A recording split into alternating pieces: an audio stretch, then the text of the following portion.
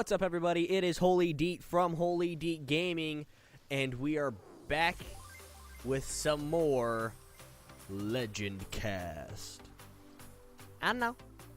We do lots of these on a daily basis, just in case y'all are wanting to get your dose of Legend Cast. If you don't play this game often, then there you go. You can just watch me go over some commentaries and whatnot.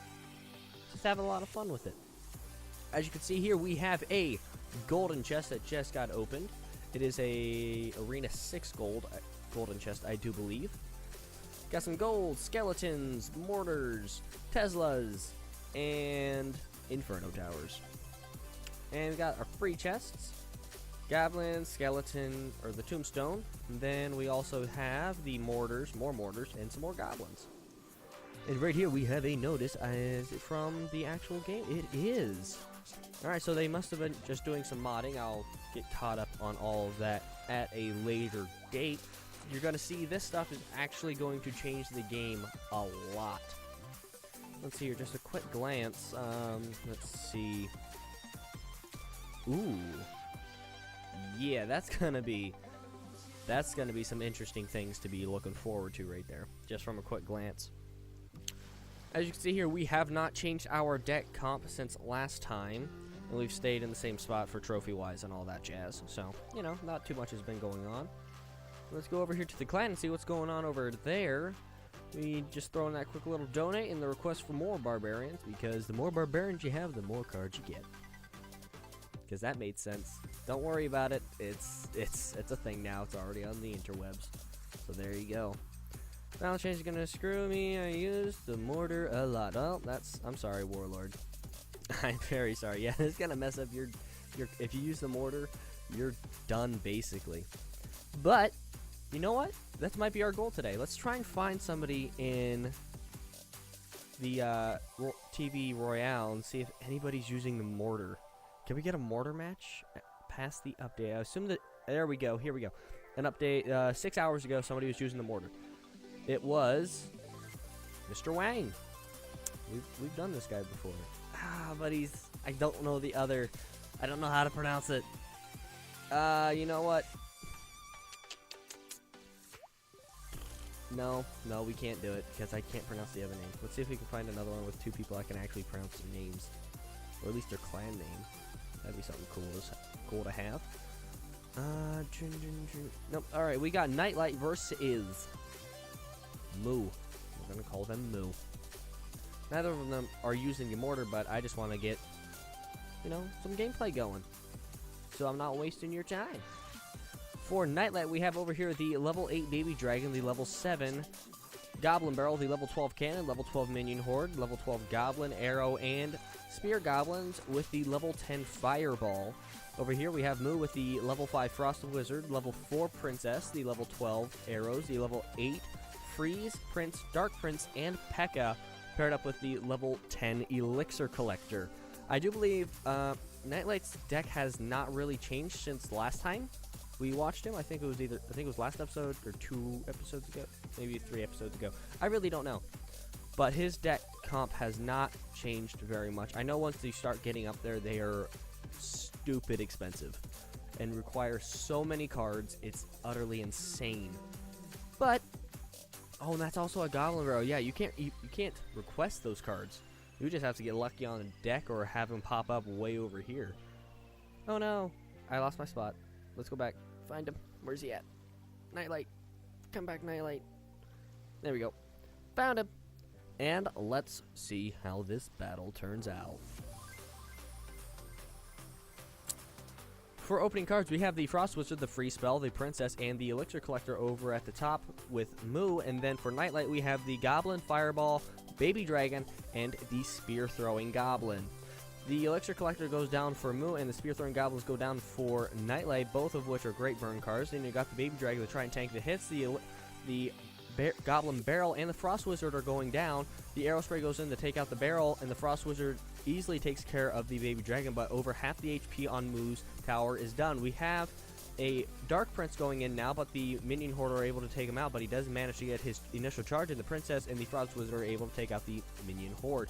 The Aerospray going in by NITE to take out the Princess, and the Frost Wizard is going to come up here and be able to do a lot of damage. This Prince comes in here to take out these spear-throwing goblins, which was put in to take out the Frost Wizard. Here's the cannon to take out the charge damage from the Prince, which it is able to do, but it goes down, and the goblins are there to distract the Prince from charging in on the tower. The Frost Wizard is going to be able to get it even more damage due to the fact NITE is out of Elixir. The Frost Wizard does over about half health of damage on top of this tower. The Elixir Collector goes down again for MOO, so right now MOO is definitely winning in the Elixir battle. We got a Baby Dragon and the Goblin Barrel go in. The Goblin Barrel goes up top high, able to get in a little bit of damage, while this Baby Dragon gets frozen right where it sits and taken out by the tower. The Prince goes in. He's going to be able to charge in, but it's going to be distracted by the spear-throwing goblins, where the tower is able to get in a lot of damage. The Minion Horde goes in. The Dark Prince is not going to be able to make it to tower. Is taken out by the Minion Horde before anything can be done about it. The Princess is coming in trying to take out the Minion Horde, but the Minion Horde is going to be able to pick up the kill on top of the tower. The Princess is going to be able to take him out, but does take one hit of damage before it does so. The arrows go in to take out the Princess and also get a little bit of damage on top of the main castle. NITE is sitting pretty comfy right now with only one tower below about half health. Not even below half health, it's a little bit above. The P.E.K.K.A goes down for MOO and the Baby Dragon for NITE. Now, the thing is that Baby Dragon is going to be able to get in a lot of good damage on top of that, but the Frost Wizard is going to change that drastically. Here comes the Goblins and the Spear-Throwing Goblins, the Prince and the Dark Prince, paired up with the P.E.K.K.A. This Baby Dragon is going to be tanking a lot of damage, but that Aerospray was well-timed, taking out all those Goblins, and the P.E.K.K.A. is being distracted by everything in the book right now, which is exactly what NITE needs to get done. More Goblins and Spear-Throwing Goblins go in to distract the P.E.K.K.A. while the tower is able to get him some damage, but the freeze spell goes down. The P.E.K.K.A. is going to be able to get off 1-2 hits on top of the tower, and so is this Prince is able to get that initial charge damage in there. If he does not do something quick, these Frost Wizards are going to be able to get through the line and take him out, but the cannon is going to be there to stop all progress, and that's going to end the match with a cannon sitting on the bridge, making sure nothing crosses. That, my friends, was how you distract the living tar out of a P.E.K.K.A. and the Prince and the Dark Prince. That's why it's very important to have cards that are strictly for towers and buildings, but the problem is that they are still distracted by like a cannon. Now, they're also very easily taken out by like goblins, spear-throwing goblins, as well as like the Minion Hordes, due to the fact they just try and run through them. That's allowing all the other units to be able to attack them. But you gotta, yeah, it's a very hard call to make. Unfortunately for MOO, it was not the right call that time, but I know for a fact he almost had it. If it wasn't for that cannon right there at the end, it would have been over quite a bit ago. Let's see if we can get another match in here. We got Angel again from the other day. Let's see, in the light. Oh, Trigger from like 3 episodes ago, 2 episodes ago, something like that. There we go. We got Boo versus Lightwing. Lightwing over here with the level 12 Minion Horde, Spear-Throwing Goblins, the level 7 Goblin Barrel, the level 8 Baby Dragon, the level 12 Arrow, level 10 Fireball, the level 12 Goblin, and the level 12 Cannon. That's the exact, is that the exact same comp as, yeah, it is. It's the exact same comp. Let's see if he's able to utilize it as NITE is able to utilize that composition. Whereas over here on Boo, he has the Minion Horde, the Mini P.E.K.K.A., the level 12 Skeleton, level 12 Zap Spell, level 2 Princess, the level 12 Goblin, the level 9 Hog Rider, and the level 6 Free Spell. Now, see, this person has the Hog Rider, which is focused directly on top of towers, as well as having a Zap Spell, which is very good for countering the Goblin Barrel. And also, the Zap Spell is going to be very crucial for countering the Goblins and the Minion Horde, whereas the Princess is going to be able to get in there with that AoE damage and take out those units quite easily. From looking at this, it should be Boo's game, but as we just saw Nightlight do with this composition, it's a very effective comp when utilized correctly. So let's see how well Lightwing utilizes the composition. Let's go. Alright, for burn cards, Boo has the Zap Spell, the Hog Rider, Mini P.E.K.K.A, Free Spell, and then Lightwing has the Minion Horde, Arrow, Spear Throwing Goblins, and regular Goblins. Spear Throwing Goblins go down for Lightwing, and the Hog Rider goes down for Boo.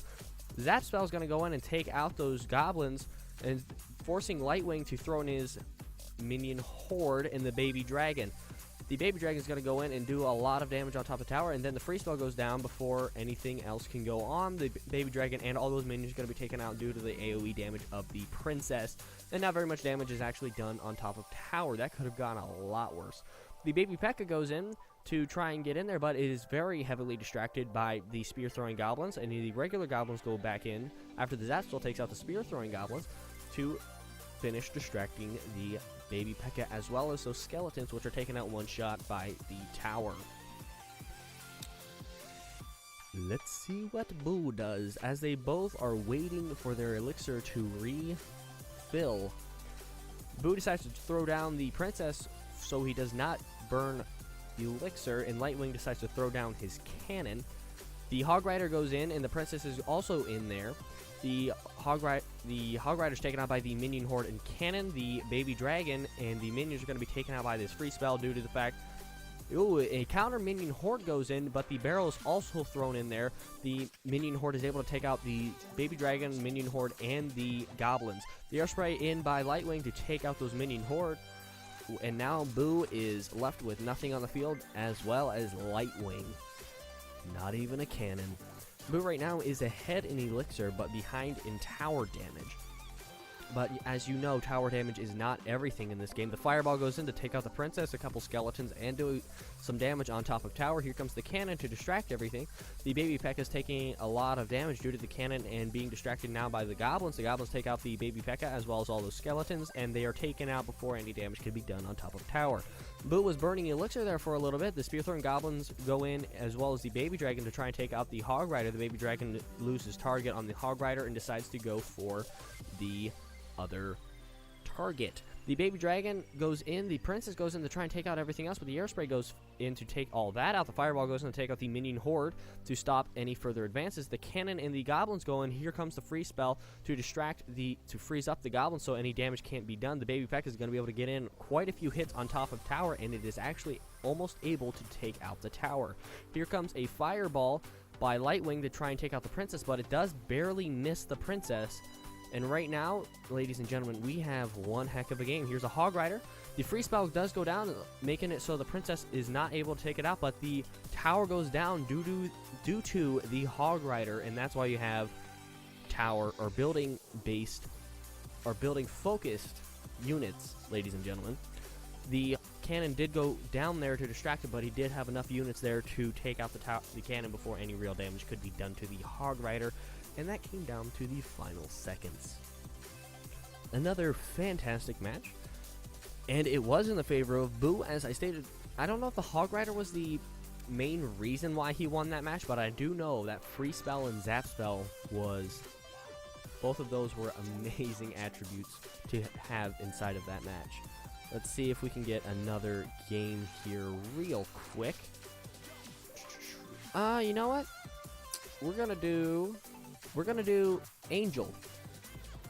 Angel over here sitting out with the level 7 Lightning Spell, the level 12 Goblin, the level 12 Zap Spell, level 4 Princess, and the level 12 Skeleton, the level 12 Minion Horde, the level 10 Hog Rider, and the level 12 Cannon. And his opponent having the level 8 Prince, level 8 P.E.K.K.A, the level 4 Princess, the level 12 Arrows, level 8 Dark Prince, and Free Spell, the level 10 Elixir Collector, as well as the level 5 Frost Wizard. But this is going to be another one of those interesting matches because Angel over here does have the Hog Rider, but over on the right hand side here, his opponent has a lot of high damage units, and the only thing he has to counter it now, the Skeleton is actually going to come in pretty clutch here to stop the Prince and the Dark Prince, because it is a 1 Elixir card, and you can basically have that card up at any time unless you're wasting it. So this is going to be another interesting match. That I do believe the Skeletons are going to be used to, one, distract the P.E.K.K.A, as well as the Prince and the Dark Prince. The Lightning Spell, I'm not sure what he's going to be using the Lightning Spell, probably to take out like the Elixir Collector. The Arrow Spray, on the other hand, is going to be a very crucial card because of those other units that he has that are very easily distracted by these extremely cheap cards possessed by Angel. That Arrow Spray is going to go in and try and take out all of those so the other units can be more focused. Let's watch. For starting cards, we have down at the bottom, Angel has the Cannon, Skeleton, Princess, and the Goblins, whereas his opponent has the Elixir Collector, Dark Prince, Princess, and the Frost Wizard. The away team is going to be dropping down the Elixir Collector, whereas the home team decides to throw down the Skeletons right off the bat, the Goblins, and the Hog Rider. The Princess goes in, and the Frost Wizard to make sure not too much damage can be done. The Baby Dragon is taken out pretty handily, and the Princess just one-shots all the other units. The Frost Wizard is now going in with the Prince to try and take out the tower. It's going to actually get its initial charge damage in, and as you see there, that did an amazing amount of damage. The Air Spray goes in to take out the Skeletons and the Minion Horde. The Princess is going to do some damage to this Frost Wizard, but the Frost Wizard is almost able to take out the Princess. Now you have the enemy Princess sitting over on the side here getting free shots in, but is taken out by the Goblins. The free spell goes in to stop the Hog Rider and the Goblins. The Dark Prince goes in and is being distracted by the Cannon. The Frost Wizard goes in to stop the Hog Rider as well as these Goblins from doing any real damage to the tower.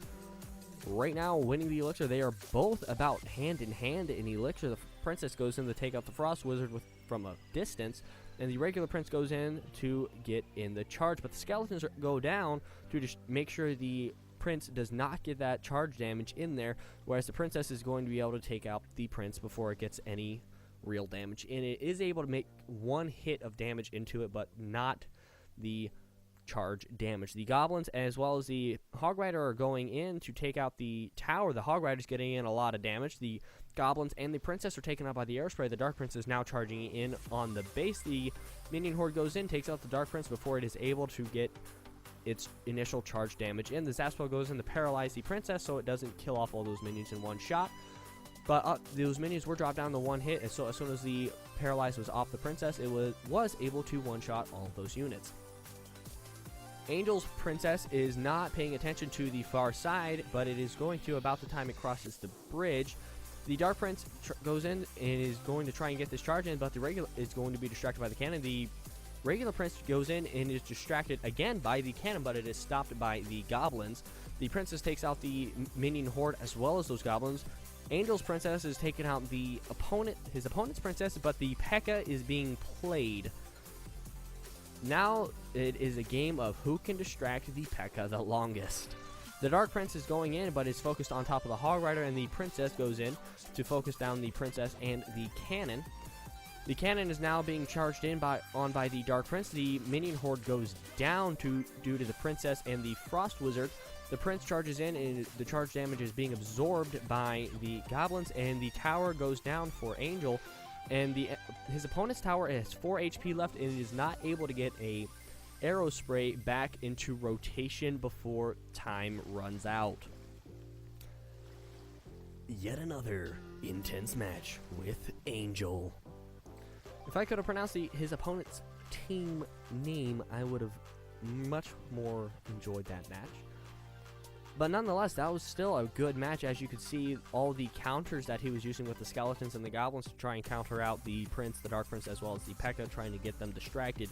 But that Arrow Spray and the Freeze Spell are very crucial. I don't think he used his Lightning Spell one single time during that whole match. Now, I mean, I could have missed it. That's very possible.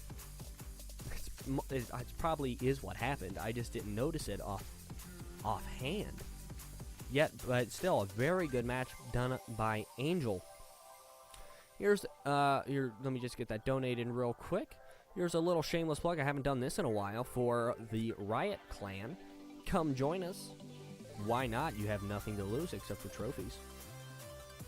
And maybe a couple card donations. I mean, no biggie. You can get those anywhere. Excuse me, I have a little bit of cough. come join Riot Clan, and as I said before, I can go over my deck on a more in-depth level at a later date if you would like. But I do believe that's going to be all for today. Leave a like, subscribe, and don't forget to share. Ooh, hold up. Before we go, let's upgrade the goblins. Boom. Level 6 to level 7 goblins. There you go. Leave a like, subscribe, share with your moms, cousins, sisters, aunts, puppies, friends, sister. There you go. Share it. Leave a like. Peace out, guys. Much love. And keep on gaming. Here comes the Prince and Dark Prince. And here comes the Fireball to do a little bit of damage, but nowhere near enough. And here's the minion horde. But the free spell goes down, which is going to allow the Prince and the Dark Prince to get the tower kill.